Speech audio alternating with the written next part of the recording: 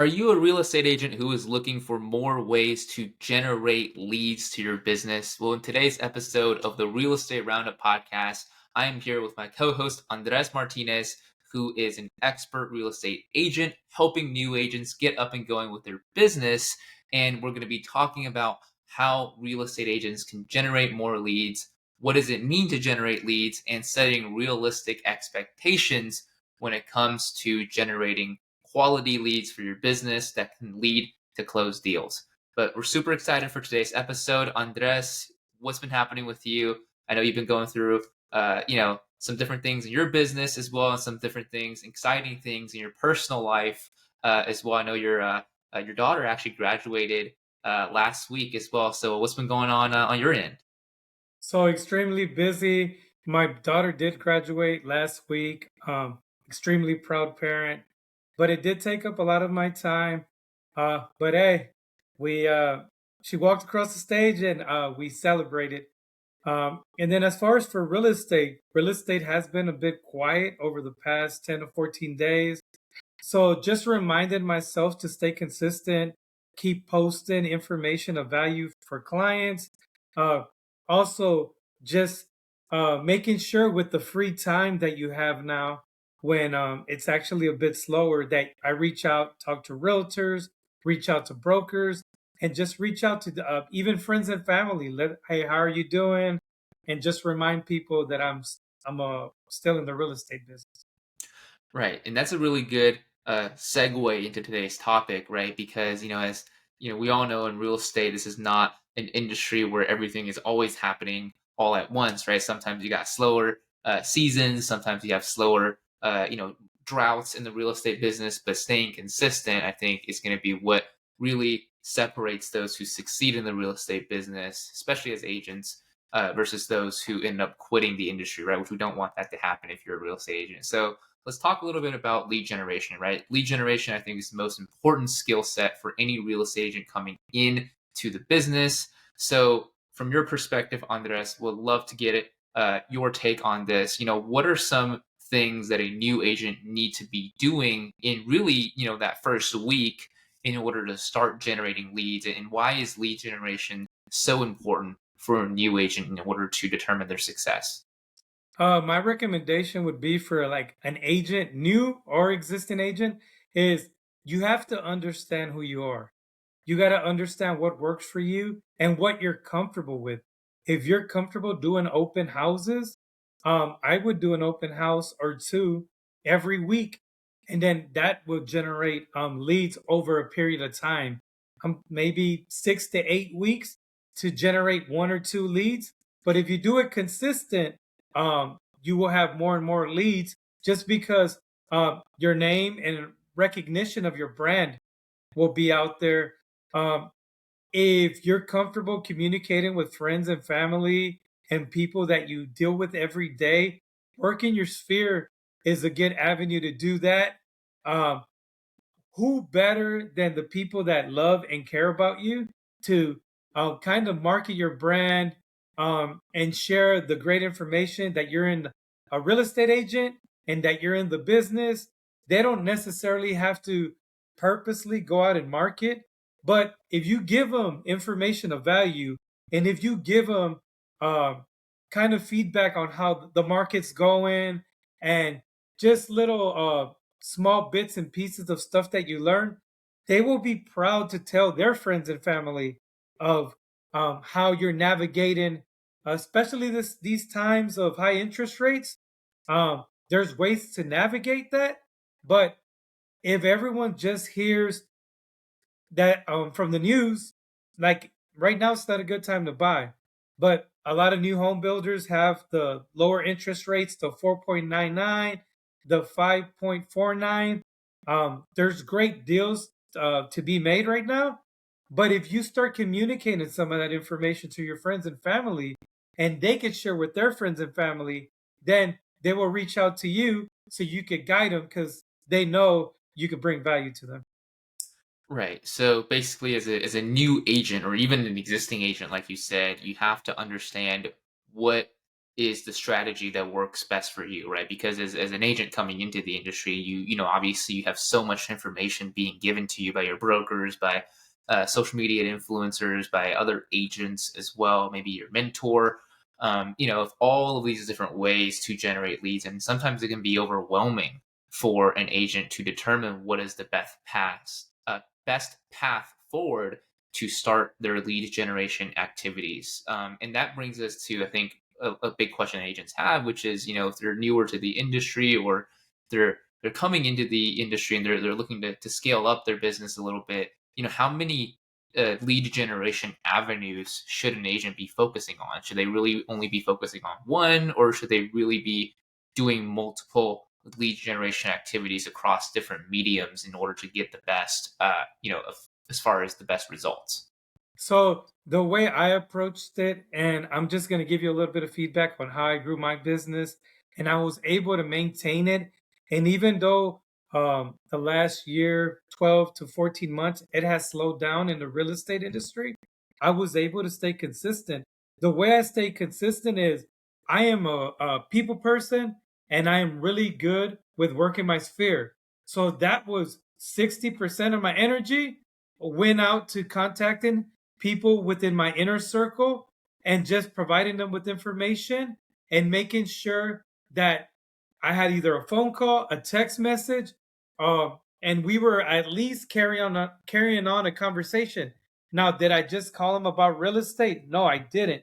I called them to see how they were doing.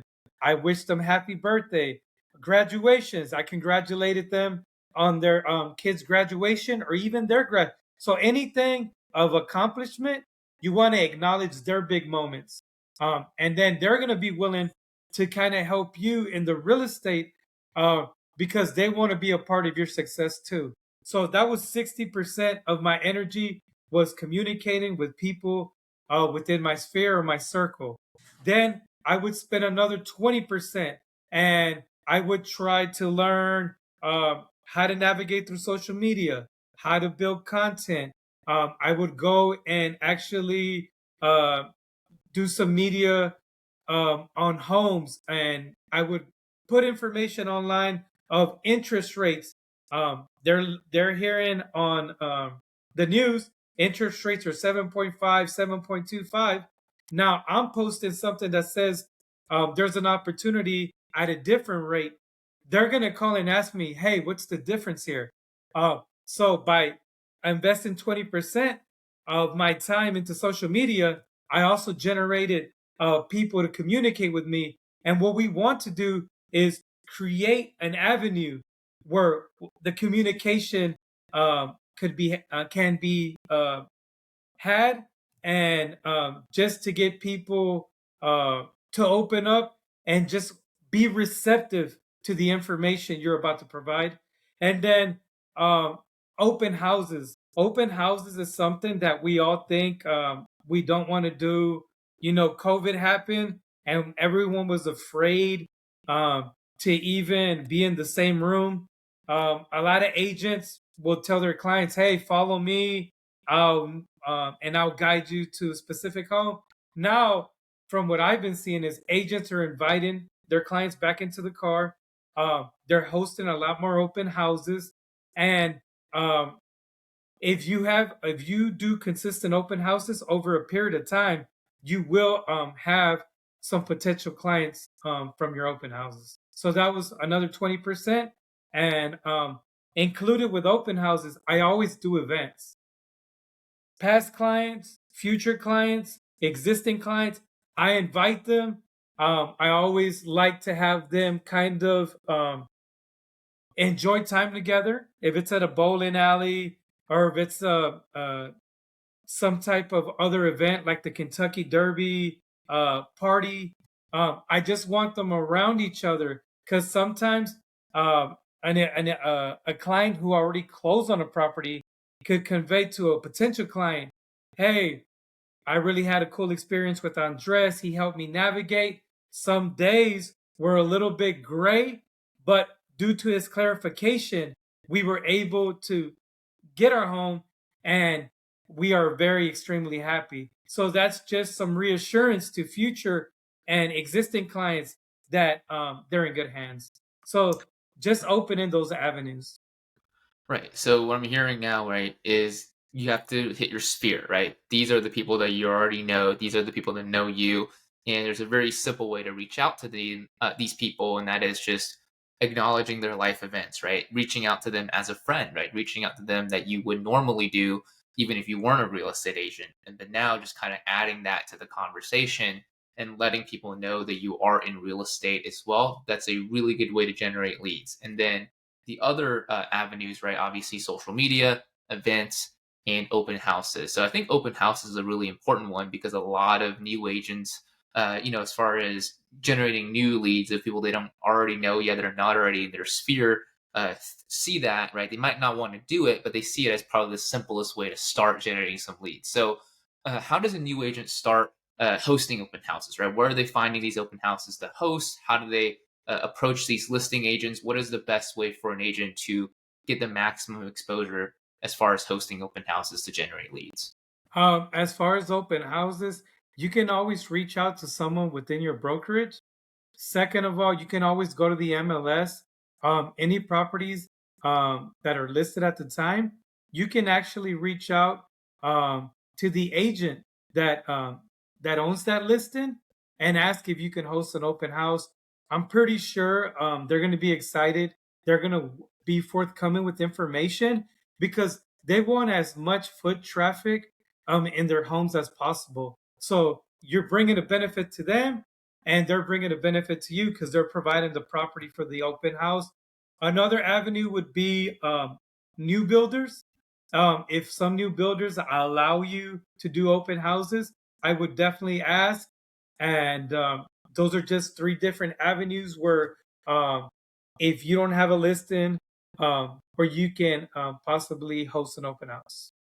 Yeah, so that's really cool because as a new agent, they always struggle, right? If they, the question they always say is, "Hey, if I had a listing, right, then I wouldn't be doing open houses to generate leads." So you can actually host open houses for other listings that are, that are held by other agents, either within your MLS, within your brokerage, or if you want to focus more on the new construction side, you can actually reach out to builders and sales reps who will allow you to potentially host open houses on that side of things as well. So there's plenty of opportunities for agents to go out there and start start these activities. Right? There's really no excuse, if you will. So as an agent, the other thing I think a lot of people struggle with is just having the right expectations when it comes to generating leads. So as an agent who may be just starting or just ramping up their business, what would you say is a realistic timeline between putting in consistent lead generation efforts and actually seeing those results of those efforts that turn into closed deals and clients? I would say 6 to 8 weeks. And I also would like to add is I'm hosting an open house. Only one person shows up to my open house, right? That's one more person that I have got in contact with um, that I would have not had if I didn't host that open house. But an hour prior to the open house, or even maybe a day when you're putting up your signs, I would do 5 houses to the left, 5 houses to the right, and 10 houses across because you want to invite the neighbors. And you never know when one of those neighbors might be thinking about also moving. Usually, some neighborhoods, especially neighborhoods that got built maybe like 10, 15 years ago, those people are looking to transition either downsize or move into a bigger house. Maybe their job, they got a promotion and they're able to afford a little bit more. And some people just, they're about to retire and they only need a smaller square footage or less.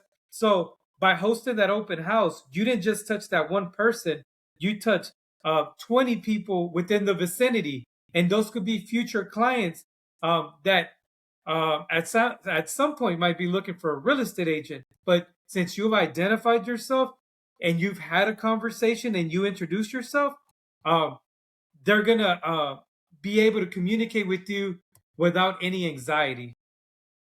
Right. So, that's something a lot of agents don't know, right? When you're hosting an open house is canvassing the neighborhood around that house, right? Because usually when you get there, there's usually about an hour or so before or after, or like you said, when there's not a lot of foot traffic coming into the open house, you can actually leverage that time to go out there and canvas the neighborhood around the specific house that you're hosting the open house for. And another thing is doing video tours, right? Documenting what you're doing, maybe doing a tour of the home. That way you can actually add to your social media. Has that been something that you've seen agents do, or you've done as well that, will be successful as far as lead generation?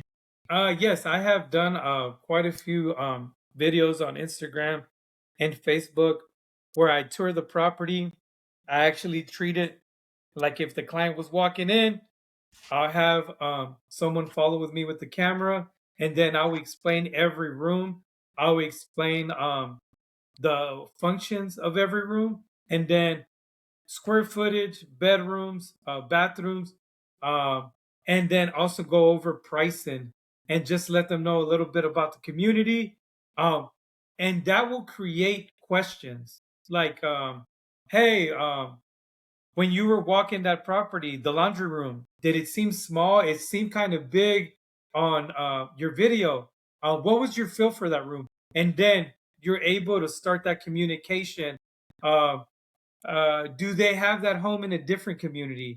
I actually live up north San Antonio. I know the property you showed me was in the northwest. I would love to live in the northeast. And then that opens the lines of communications, and then you're able to give them feedback if that same type of model is built in their specific area that they're searching. If not, you can give them information of similar builds, and then you can start providing a service as a real estate agent moving forward. Right. So it's all about maximizing the time that you're spending, right, on lead generation activities, right? If there's nobody coming in, you have to spend because you've blocked out that time anyways as an agent to go and host that open house. So you want to make sure that you're actually spending that time as productively as possible. And really, I mean, speaking of time, right? What would your advice or what would you say for agents who are thinking about how much time should they be devoting to lead generation on a daily or weekly basis? What does that structure look like as far as lead generation activities every day? So my feedback on that would be, I would consistently do it for 4 hours, and I wouldn't do the same thing every day for 4 hours. But in the initial stages, when you have zero or too little business, and even if you're an existing agent and you have very little business, you gotta dedicate time, and you gotta dedicate it to different avenues of generating those leads. Like if I'm really strong of working my sphere, I'm gonna call everyone on my phone, and I'm gonna email something of value to everyone in my that I have their email. Then day two, I'm gonna go out to a specific property. I'm gonna create some media content, and then I'm gonna spend those 4 hours generating a video, and then putting it on different sites to make sure that people have access to it. And then on day three, I would start communicating, searching the MLS, see something that's close to my neighborhood, maybe the subdivision next to me, and see if I can host an open house. Thursday, get everything ready for the open house. Friday, I'm putting up signs. And then on Saturday, I'm hosting the open house. And then I would do it all over again until I have consistent business. Right. So it should be at least half of your, bare minimum half of your activities, right? And I think a lot of agents, another issue they run into is when they do start getting consistent business or they do start, having actual clients and or listings or buyers, they stop doing the lead generation activities. Has that been something that you have seen agents do as far as a mistake, and how would you handle that? Because as you start taking on clients, you want to make sure you're servicing them correctly, but you also don't want to stop doing the activities that are going to get you consistent clients. So, just a little feedback. I'm going to share my experience.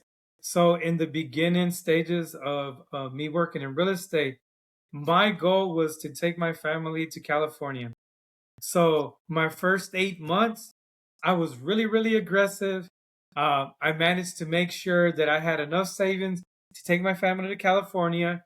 I actually had a great first 8 months, and I generated a lot of business. So conveniently that on the eighth month, when I closed my last transaction, I was going on my vacation for the next 14, 15 days, right?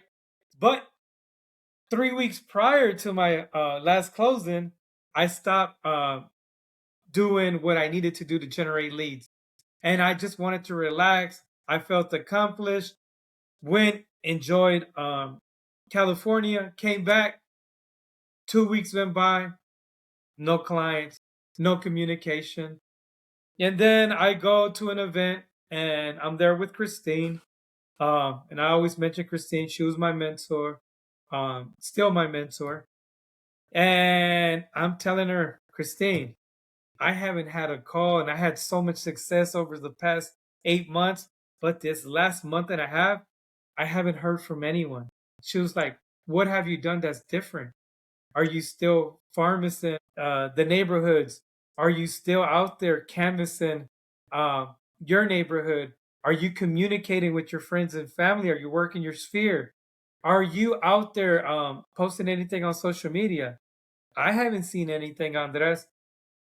When she told me that, uh, it's going to take you about 6 to 8 weeks to generate some business. I did it again, 6 to 8 weeks. My business started moving, trended upward. And I always maintained that in my head. That was probably some of the best advice she gave me. It takes 6 to 8 weeks, but the day that you stop doing it, it's going to take you another 6 to 8 weeks to start all over again. And Wow. that's what happened. Wow. That's, that number, right? 6 to 8 weeks is almost like, it's like the magic number. Right? And, and, Yeah. and as soon as I started being very active, being intentional, my leads started generating again. So it was some very good advice from Christine. I really appreciate it, but it took her from the outside looking in to give me that feedback. So always have people that you can trust and that you value their opinion, where you're not getting your feelings hurt or kind of taking offense to it. Sometimes people need to hold you accountable. And at that point, Christine was not necessarily holding me accountable, but she gave me an honest assessment of what I wasn't doing. And I appreciate that to this day, because now I try not to let any gaps. And when I have time and when I'm bored and I have time during the day, that plays into my head. 6 to 8 weeks. You better start using this time wisely so you don't fall into the 6 to 8 week time frame.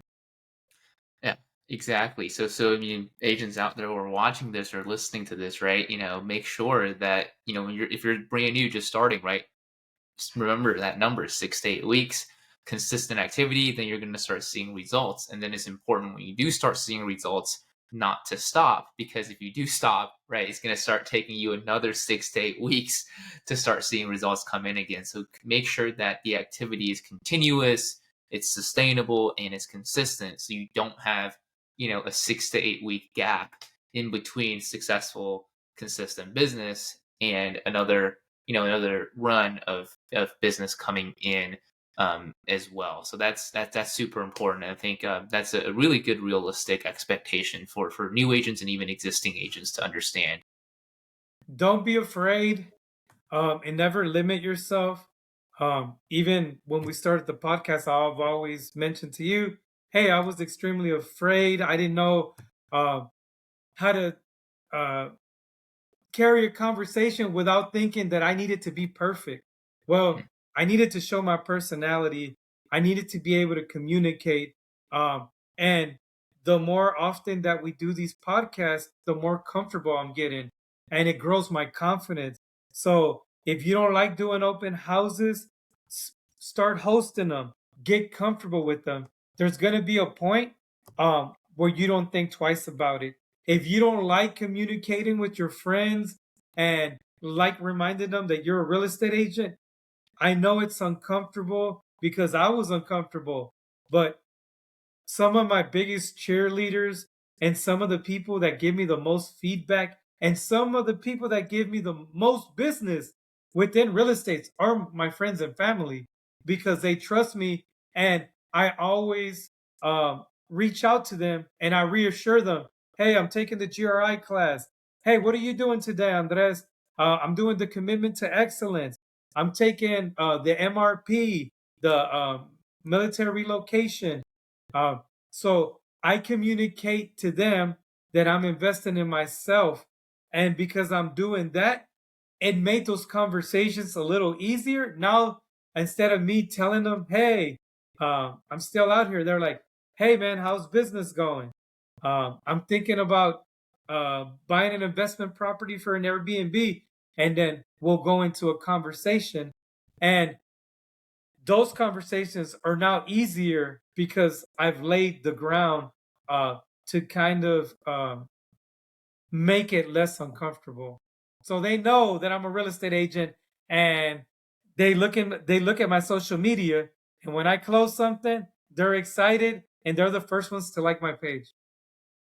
Right. Yeah. So don't be afraid, right? You have Yeah. to go out there. You have to put your name out there. Yeah, and we've talked about this on countless occasions, right? You can't be a secret agent, especially if you want to get business. So that is super, super important. And Andres, I think that was a great recap of what new and existing agents need to expect when it comes to lead generation activity, how to stay consistent, and these are some great tips for real estate agents that are out there that want to start generating consistent business, especially now as we move into the hot market season, if you will, where there's a lot of activity here in the summer months. So appreciate that, man. If you guys are looking for somebody to help you out with lead generation, to help you out if you're starting out in real estate, make sure to check our description, the show notes down below, and reach out to Andres directly. Andres is helping a lot of new agents get up and going. He obviously has his own experience in real estate as well, like he shared on his podcast. So make sure to reach out to him, and he'll help you. He'll help you in the first 6 to 8 weeks. Yes. So make sure to do that. But other than that, appreciate you, man. Appreciate you for tuning in, and we will see you on the next episode of the Real Estate Roundup. Take Thank care. you. Take care.